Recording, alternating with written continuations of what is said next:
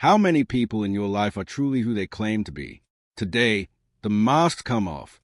First up, being the new guy has never sucked this bad. This is my final update.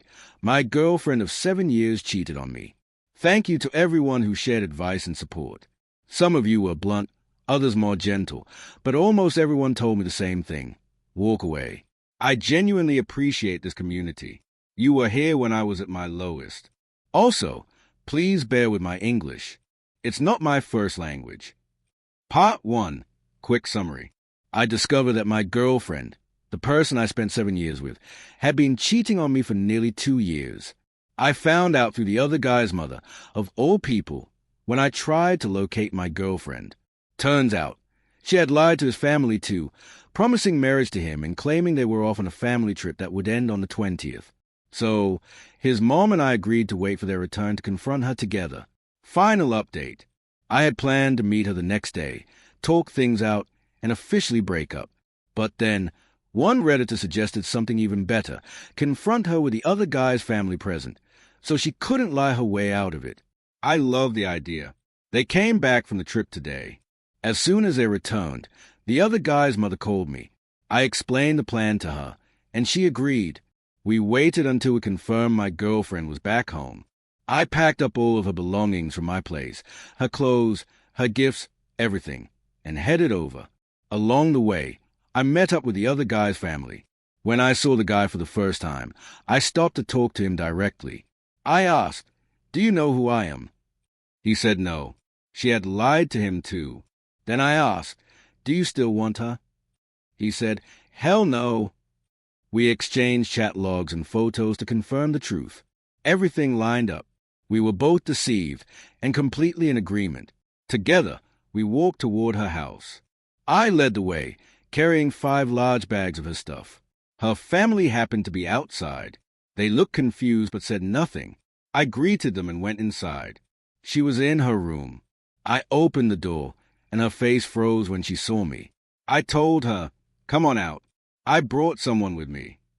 She stepped out and saw the other guy and his entire family standing there. She was stunned, silent. Then she tried to shut the door in their faces and begged him to leave. But he walked right in.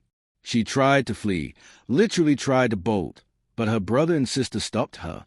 She looked like a wild animal trapped in a corner. I placed all of her bags in the living room and told her, "We're done." Then I turned to her mother and said, "She's been cheating on me with this guy for 2 years. I have no connection with your daughter anymore." The other guy, only 23 years old, was heartbroken. This was his first relationship. I looked at her and said, "All your lies finally caught up with you. If you had been honest with either of us, things might have ended differently. But now, I'm done. You won't hear from me again." Then the other guy's mom began to cry and ask her, "Why did you do this to my son?" Her own mother started sobbing and asked the same question, "Why?" That's when she lost it. She screamed, "I'm going to die, I'm going to die," and tried to run again. Her brother stopped her and locked her in her room. We all left. On the way back, the other guy and I talked. We realized just how deeply she had manipulated both of us for so long. Later, she texted him, "I truly love you." And she sent me, "I ruined everything." He showed me the messages. I borrowed his phone, recorded a voice note, and said, "You're too late, sweetheart." Then he blocked her. His parents thanked me for helping uncover the truth, and we parted ways. Later that night, he called me. We spoke for 2 hours, comparing our experiences and piecing together just how far the deception had gone. Right now, I feel a strange mix of things. Some relief, like I finally escaped a toxic, manipulative person. But also a deep sadness. She broke my heart. The other guy is still in a rough place emotionally. I tried to talk him down and help him calm his mind. My only concern now is whether she might harm herself, but I hope her family is keeping an eye on her. Honestly, it feels like just another ploy, a desperate move to guilt one of us back into a tangled mess of lies. Anyway, thanks for tuning into my emotional TED Talk and for the overwhelming support. Reddit, you've truly come through for me. There's real strength in solidarity. She's still neck-deep in the chaos she created, and that's Hayes to sort out. As for you, OP, You did the right thing. You made a clean break, and no one should guilt you into going back. You're free now, and that freedom is everything. So let's hear from you. If you found yourself in a similar mess, would you face the person head-on? Or would you step away and let them deal with the wreckage they caused? Now, on to the next wild chapter, the joys of home renovations and shocking discoveries. So here's the situation. I work for my husband's family business, which specializes in custom home building. I originally met my now mother-in-law when she came into the design firm where I worked to pick finishes for a client. We instantly clicked. After a few visits, she introduced me to her son, and that was the start of it all. 7 years later, I now manage project coordination and design consultation for their business, which has been around for over 50 years. Technically, my mother-in-law is still my boss, but over time, we function more like equals, especially as she slowly started stepping back. Our relationship has always been strong. Honestly, she's filled the role of the mother I never really had growing up. Then came last Friday. I was wrapping up for the day and chatting on the phone with my husband before he caught a flight for our yearly weekend getaway with friends. I was distracted while packing up and, without realizing, grabbed her laptop instead of mine. It wasn't until I got home and sat down to research some fixture option for a renovation at her place that I noticed a mix-up. I texted her immediately. She replied, "No worries. I'm unplugging this weekend anyway. Use it if you need to." I went about my work, just casually browsing. But when I click a link on a vendor's contact page, it triggered the default mail app, as MacBooks do. I closed the draft window, but when I went to shut down the mail app, an email caught my eye. The subject line, "Our weekend getaway itinerary." It was from one of our newly hired apprentices. I paused. My stomach dropped. Out of instinct more than anything, I opened it, and what I found absolutely stunned me. It was her personal email, and inside were explicit and affectionate messages between her, my 47-year-old married mother-in-law, and the 22-year-old apprentice. I snapped the laptop shut. Stunned, I couldn't sleep. I just lay there, staring at the ceiling, completely wrecked. My husband was away all weekend. I wasn't going to drop something this huge on him while he was out of town. But when I went into the office yesterday, I had to face her, and I could barely keep it together. I avoided her as much as I could, finding any excuse to stay locked in my office. Now my husband's back, and I'm stuck, wondering, what now? Do I tell him? How do I even begin that conversation? Do I confront his mom first? Or should I tell his dad? I honestly don't know how to handle this. Let's hear what the community thinks. One of the top pieces of advice? If you're going to tell your husband, bring evidence. Another commenter chimed in, screenshot everything. If you know your way around tech, use a laptop to take screenshots. Open an incognito or private window and email the files to yourself. Then delete the screenshots and clear the trash. If that's too risky, just use your phone to take pictures of the screen. But don't stay silent. Tell your husband. He'll know something's bothering you anyway, and hiding it might only make things worse. And if you keep this to yourself, the anxiety will eat you alive. Some folks raise a possibility. Could your in-laws be in an open relationship? If not, your options are pretty clear. You could hire a private investigator, confront your mother-in-law directly and ask her to confess, tell your father-in-law and let him decide how to proceed, or do nothing at all. The original poster responded, "There's absolutely no chance they have an open marriage. My father-in-law went through a devastating betrayal in his younger years. Someone he planned to marry cheated on him, and it shattered him. Ever since, he's preached loyalty and monogamy to my husband since he was a teenager." 2 days later, an update. I wasn't shocked by the number of people telling me I should have kept my mouth shut, or that I was wrong for reading the email. Yes, I admit it. I shouldn't have opened it, but I did. So now, here we are. My husband could tell something was off the moment he walked in the door. He knows me too well. So I came clean and told him I'd stumbled onto something I wasn't supposed to see, and then I laid it all out. He was devastated. But, as many of you said, he appreciated the honesty. Hiding it from him would have been far worse. Turns out, he actually knew more about that apprentice than I did. The guy was the son of a longtime family friend, someone his mother had known since the kid was a teen. She'd hired him as a favor. My husband told me he'd take it from there. And he did. He dug through the work laptop, which, since it's technically company-owned, he has full access to. He logged in remotely and began gathering evidence. He found a trail of emails dating back more than a year, before the apprentice was even hired. He discovered messages from 2 years ago with another man, records of a second phone line, and even hotel bookings. Armed with all of that, he went straight to his dad. I wasn't part of that conversation, but I do know they had him tested afterward. And to make matters worse, the results came back positive. That night, my father-in-law didn't go home. He joined us for dinner instead. We sat around a table and talked for hours. He looked and sounded like a man half his age, broken and stunned. He admitted that years ago he had suspicions she was talking to other men. They argued about it briefly, but since he had no proof, it was brushed aside. Now, though, there's no denying what she's been doing. With concrete evidence of multiple affairs, he told us this was the end. Thankfully, the prenuptial agreement they signed years ago was ironclad. The divorce, at least on paper, should be straightforward. She loses all ownership of the company and forfeits the house they built together. The entire business is siding with him. So, for those of you who are worried, no, telling the truth didn't destroy my marriage or my job.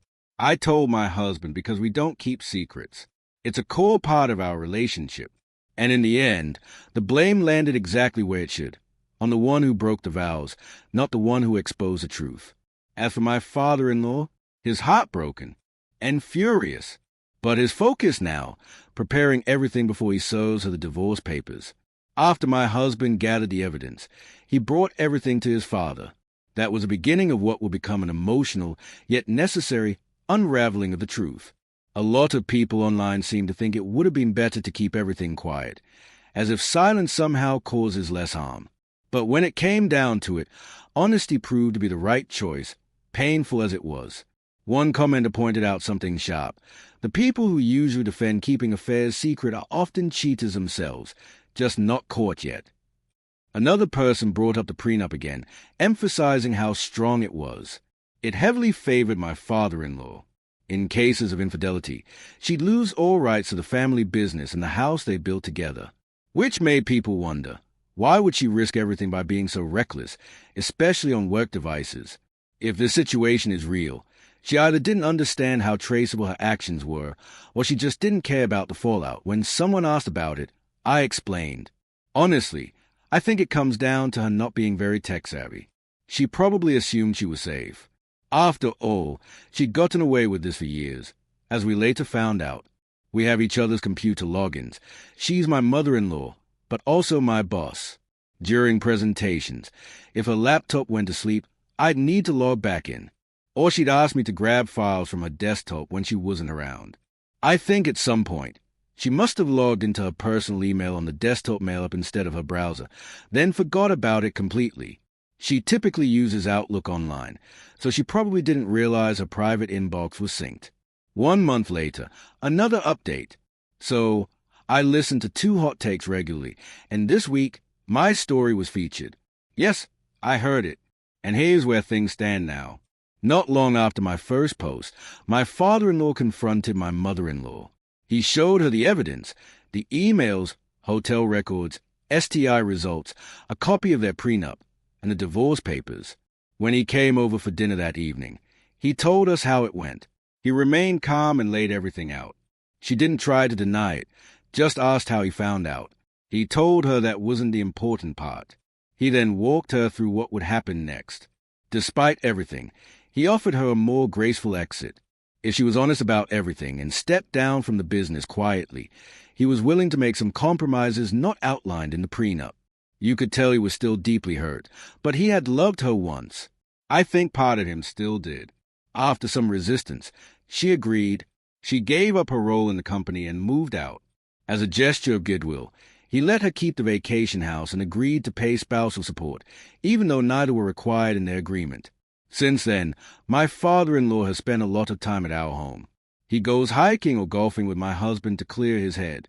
He's trying to move forward, but part of him is anxious, like maybe the calm is too sudden, too easy. Personally, I think she knows the damage is beyond repair. She got caught, and there's no undoing what's been done. It's been tough for me, too.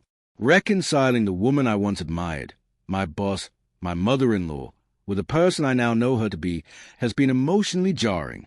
But all I can do is support my husband and his father through this. She did reach out to me.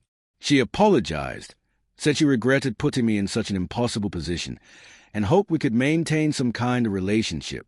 So now she knows that it was me who told my husband. I told her that right now isn't the time. I don't know what the future holds, but for now, my priority is my husband. To Morgan and Michaela, thank you for your thoughtful take. Unlike some others, you didn't tear me apart for doing what I felt was right.